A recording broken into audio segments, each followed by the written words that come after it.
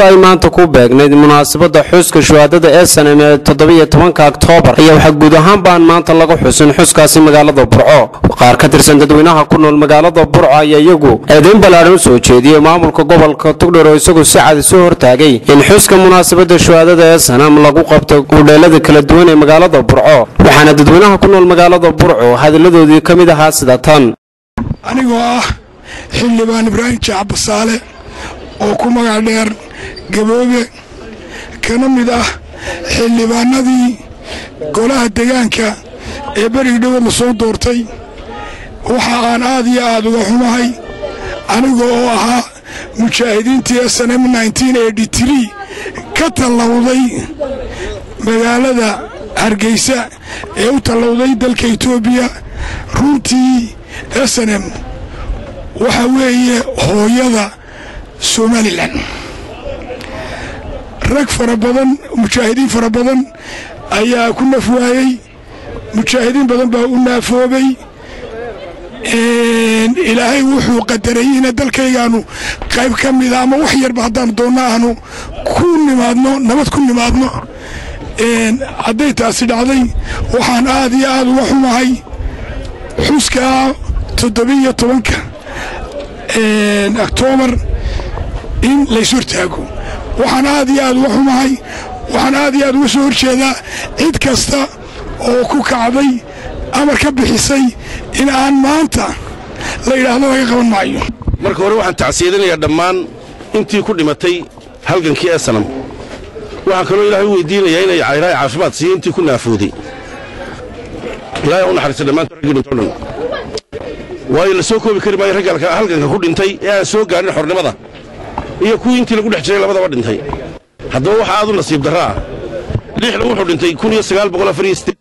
Oktoobar 17 maanta ku beegan 30 sanadood baa ka soo wareegay war ninka u diiday ninka dhintay ee lafiisi bari hore dhamaadeen in loo duceeyo ma mid nool oo halkan ka mid ah wuxuu ogoliyay jawaabtu waa mayade waxaan leeyahay aqliga nooca uu fakaraya ama talada noocaasa in ilaahay si dhaqso ah inoo dhaafiyo waxaan idin sheegayaa waxaan la sameeyaa waraaqaha loo geenayo hudheelada in la weynu iska celin karnaa weynu diidi karaan in abkan hudheelkeeda inna kuma qabsan karee waxa la diidaya dalka reebash laga sameeyo waayo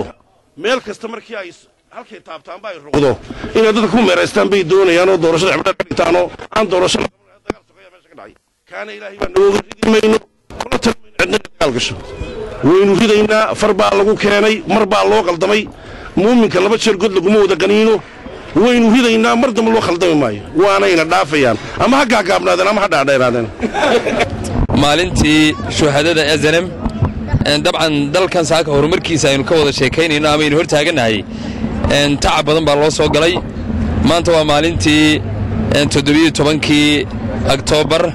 waa maalintii shuhadada ee halyeygii weynaa ee Burcaduur ee Lixle uu ku geeriyooday waxaan halkan uga marinaynaa in ilaahay subxaanahu wa ta'aala jannadii ka waraabiyo dalkan iyo dadkan cidii saaka halkan soo gaarsiisay ee ugu horeeyay shuhadadii SNM run ahaantii waxaan u arkaa inay tahay ayaan daro waxaan u arkaa nasiib daro u soo hoyatay taariikhdii mujaahidiintii SNM ee dhaliyay nabadgelyadan iyo xorriyadan iyo calankan aynu hoos harsanayno taasina waa waxaan laga filaynin maanta xukuumadda kulmiye shalay markii daahir yaala kaahin uu ahaa madaxweynaha jamhuuriyadda Soomaaliland wuxuu ku dhaleecayn jiray mudane Axmed Maxamed Maxamuud Siilaanyo in uu taariikhdii dalkani lahaa gabi ahaanteedba uu god ku riday waxaan nasiib daraa oo wax laga naxaa iyadoo uu maanta gudoomiyihii SNM uu yahay madaxweynihii dalka Soomaaliland in ay xukuumaddiisu ay daboosho dalkani lahaa waxaan waa maalin runtii taariikh badan ku duugantay waa maalin aan la ilaawi karin waxaan halkan aan uga ducaynayaa dhammaan mujaahidiintii ku shahiiday dagaalkii waddankan aynu joogno ee Soomaaliland lagu xoreeyay intii ku dhaawacantayna waxa laga baray inay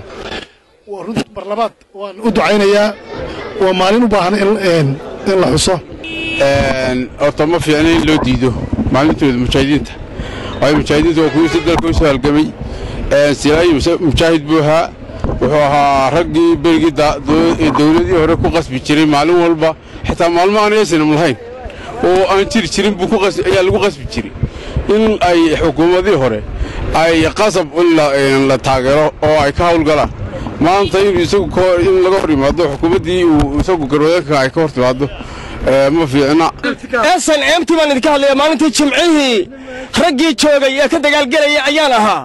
saddexan walaalnay baa halkan lagu dilay oo raggii abaaduliyaasha meesha ka ahaa carruurahoodii waa kuwa halkaa fadhiya cidi ma eegin waxa laala wax eegay ma jiro qaarsha jabari waa joogaan SNM waxa laga daba taagan yahay raggii magaca keenay ee walaalnimada keenay maanta waxa lagu xaragoonayo keenay ragga aasaya iyagaa wax cirka roob ku og maanta waxa weeye 17 Oktoobar waa maalintii shuhadada marka hore shuhadadii ku shahiiday halgankii dalkan dib u soo noqoshada gooristaagiisa raggii ku shahiiday madax iyo mijo iyo maataba waxa aan ilaahay uga baryayaa naxariistii janno inuu ka waraabiyo naxariistii janno Allah ka waraabiyo runtii magamo habeenka aan xusuusto waqtiyaasha qaarkood ee 17 shuhadada ah waa maalintii burcaduuray waa maalinta kaliya inoogu qaalisan ee guushii u balaadnayd aynu gaadhnay ee uu dhintay mujaahidkii lixle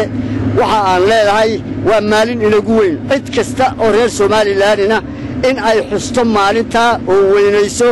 waa muhiim cidda fududaysata ama fududaysaana waa cid aan